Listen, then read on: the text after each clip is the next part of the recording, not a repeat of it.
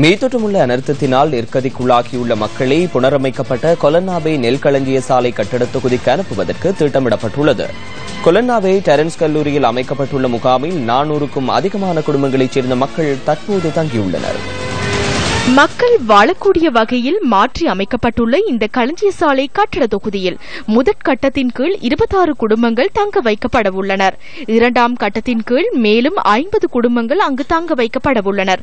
முற்றாக சேதமடைந்த வீடுகளின் உரிமையாளர்களுக்கு லக்சந்த வீட்டு தொகுதியில் புதிய வீடுகளை வழங்குவதற்கு நடவடிக்கை முன்னெடுக்கப்பட்டுள்ளதுடன் முதற்கட்டத்தின் கீழ் 30 குடும்பங்கள் தற்போது அங்கு குடியமர்த்தப்பட்டுள்ளனர். மீத்தொடமுள்ள அனர்த்தத்தினால் நிர்கதிக்குள்ளாகியுள்ள குடும்பங்கள் மேலும் 68 வீடுகளும் இங்கு வழங்கப்படவுள்ளன. இவர்கள் மிகவும் விசேடமானவர்கள். இவர்கள் ஒரு பையில் மாத்திரமே தமது உடைகளை எடுத்து வர வேண்டும். அனர்த்தத்தில் பாதிக்கப்பட்டவர்கள் இவர்கள் மகிழ்ச்சியுடன் இங்கு வருகின்ற போதிலும் கவலையுடனேயே உள்ளனர்.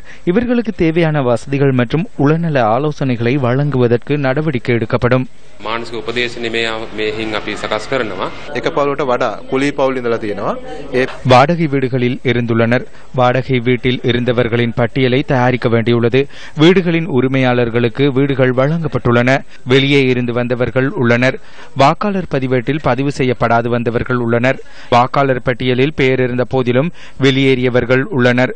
இது கடினமான விடயமாகும். எனினும் நாம் விண்ணப்பங்களை கோரி தகவல்களை சரிபார்த்து அடுத்த கட்ட நடவடிக்கைகளை எடுப்போம். නමුත් අපිට අයදුම්පත් කැඳවලා අපේ තොරතුරුත් එක්ක ගලපලා තමයි ඉදිරි කටයුතු කරන්නේ. கொலன்னாவை குப்பை மேட்டின் சுற்றியுள்ள அபாய வலயத்தில் 201 வீடுகள் உள்ளன. අපේ ලේඛනයේ සකස් කිරීමේ කටයුතු සිද්ධ වෙනවා. ඒක තව සුළු මොහොතකින් අවසන් වෙන නියම. அபாய வலயத்தின் ஆவண தயாரிப்பு விரைவில் நிறைவு செய்யப்பட உள்ளது. ஆவணத்திற்கு அமைய நாம் அறிவித்தலை வழங்குவோம். 50,000 ரூபாவை பெற்று வெளியேறுமாறும் அவர்களின் பொருட்களை கொண்டு செல்ல 10,000 ரூபாவை வழங்குவதாக கூறுவோம். செல்வதற்கு இடமொன்றில்லாதவர்களை நலன்புரி நிலையங்களில் தங்க வைக்க நடவடிக்கை எடுப்போம். அபாய பகுதிகள் உறுதியாக அடையாளம் காணப்பட்டுள்ளமையினால் அந்த பகுதிகளில் உள்ளவர்களை தவிர ஏனையவர்களை அவர்களின் வீடுகளுக்கு அனுப்ப முடியும்.